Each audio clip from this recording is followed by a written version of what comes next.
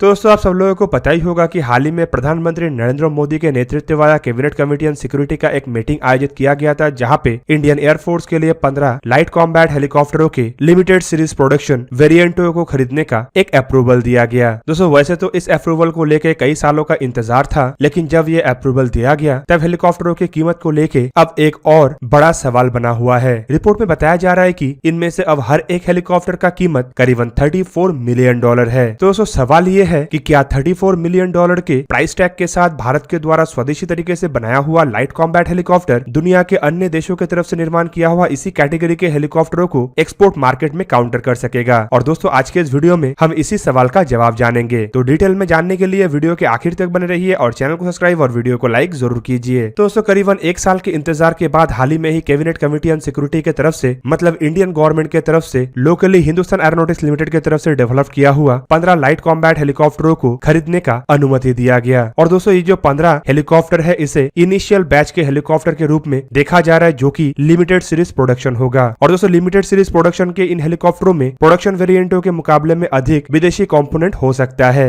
रिपोर्टों में यह भी बताया जा रहा है कि लिमिटेड सीरीज प्रोडक्शनों में जहां पे करीबन 45% कंपोनेंट बाय वैल्यू लोकल मतलब इंडिजीनियस है, तो वहीं पे प्रोडक्शन वेरिएंटों में यह संख्या बढ़ के 55% तक होगा। और दोस्तों इसका मतलब सिंपली यह है कि लिमिटेड सीरीज प्रोडक्शन के हेलीकॉप्टर जहां पे अधिक इंडिजीनियस होगा, तो वहीं पे कम सामानों को इंपोर्ट करने के कारण इसका कीमत भी लिमिटेड सीरीज प्रोडक्शन के हेलीकॉप्टरों के मुकाबले में कम होगा। पर फिलहाल लिमिटेड सीरीज प्रोडक्शन के हेलीकॉप्टरों के कीमत को लेके एक बड़ा सवाल बना हुआ है, क्योंकि साल 2020 में हिंदुस्तान एरोनॉटिक्स लिमिटेड के चीफ की तरफ से बयान देते हुए बताया गया था कि हिंदुस्तान एरोनॉटिक्स लिमिटेड की तरफ से निर्माण किया हुआ लाइट कॉम्बैट हेलीकॉप्टरों का पर यूनिट कॉस्ट 125 करोड़ रुपया होगा, मतलब करीब करीब $16 मिलियन। पर हाल ही में जो 15 लिमिटेड सीरीज प्रोडक्शन के हेलीकॉप्टरों को लेकर अनुमति दिया गया है, उसका यूनिट कॉस्ट करीब करीब $34 मिलियन मतलब 259 करोड़ रुपया बताया जा रहा है। दोस्तों ये एक तरीके से जहां पे सवाल बना रहा है, तो वहीं पे अगर इस सवाल का जवाब आप ढूंढने जाएंगे तो आपको ये भी पता चलेगा कि प्राइस बढ़ने के पीछे एक बड़ा कारण है हेलीकॉप्टरों के साथ हेलीकॉप्टरों के missiles, ammunition, training equipment, simulator जैसे इक्विपमेंटों का भी डील हुआ है। इवन इसके अलावा हेलीकॉप्टरों के एडिशनल स्पेयर पार्ट्स और इंजनों को लेकर भी डील हुआ है, जो कि यूनिट कॉस्ट को फिलहाल बढ़ा रहा है। ऊपर से केवल मात्र 15 हेलीकॉप्टरों का ऑर्डर देना ऐसे ही कॉस्ट को बढ़ाने के पीछे एक बड़ा कारण है। आप सबको पता ही होगा कि जब भी कोई सामान बल्क में प्रोड्यूस होता है तो उसके प्रोडक्शन कॉस्ट कम होता है, और अगर सामान को लिमिटेड नंबर में प्रोड्यूस किया जाता है तो ऑब्वियसली उसका प्रोडक्शन कॉस्ट अधिक होता है। शायद इस वजह से अब हिंदुस्तान एरोनॉटिक्स लिमिटेड के लाइट कॉम्बैट हेलीकॉप्टर के limited series production $34 million price tag के साथ इंडियन एयरफोर्स को मिल रहा है, जबकि एक्सपेक्ट किया जा रहा है कि ये कीमत प्रोडक्शन वेरिएंटों में काफी कमेगा। दोस्तों कीमत के साथ साथ और एक बड़ा सवाल ये है कि इंडिया जिस तरीके से अब डिफेंस इक्विपमेंटों को एक्सपोर्ट करना चाहता है, और इस एक्सपोर्ट लिस्ट में जहाँ पे लाइट कॉम्बैट हेलीकॉप्टर भी शामिल है, तो वहीं पे क्या यह $34 मिलियन के प्राइस टैग के साथ ये दुनिया के अन्य लाइट कैटेगरी के हेलीकॉप्टरों को काउंटर कर सकेगा। ऑलरेडी कई सारे देश लाइट कैटेगरी के ऐसे अटैक हेलीकॉप्टरों को खरीदना चाहते हैं, और उन देशों के सामने ऑप्शन के रूप में कई सारे हेलीकॉप्टर है। मतलब भारत को अगर अन्य देशों से एक्सपोर्ट ऑर्डर को हासिल करना है, तो खाली परफॉर्मेंस के मामले में नहीं बल्कि प्राइस के मामले में भी बाकी देशों के द्वारा बनाया हुआ इसी कैटेगरी के हेलीकॉप्टरों को पछाड़ना पड़ेगा। दोस्तों अब चलिए थोड़ा जानने का प्रयास करते हैं कि इंटरनेशनल एक्सपोर्ट मार्केट में लाइट कॉम्बैट हेलीकॉप्टरों का किन किन हेलीकॉप्टरों से सामना है और उन हेलीकॉप्टरों का एक्सपोर्ट प्राइस फिलहाल कितना है। दोस्तों अमेरिकी कंपनी बेल की तरफ से निर्माण किया हुआ AH-1Z Viper helicopter light category के अटैक हेलीकॉप्टरों में काफी प्रसिद्ध है। यह असल में 70 के दशक में बनाया हुआ AH-1 सुपर कोबरा हेलीकॉप्टरों का ही एक आधुनिक वर्जन है। और दोस्तों ये जो सुपर कोबरा हेलीकॉप्टर है, ये अपने कम कीमतों के कारण पूरा दुनिया में काफी अधिक प्रचलित था, और दुनिया के कई सारे देश इन हेलीकॉप्टरों को काफी पसंद भी करता था। पर दोस्तों सुपर कोबरा हेलीकॉप्टरों के जैसे इसके नया वेरिएंट इतना अधिक प्रचलित नहीं हुआ, जिसके पीछे मेन कारण है इन हेलीकॉप्टरों का कीमत। आपके जानकारी के लिए बता दूं कि सुपर कोबरा हेलीकॉप्टर जहां पे $20 मिलियन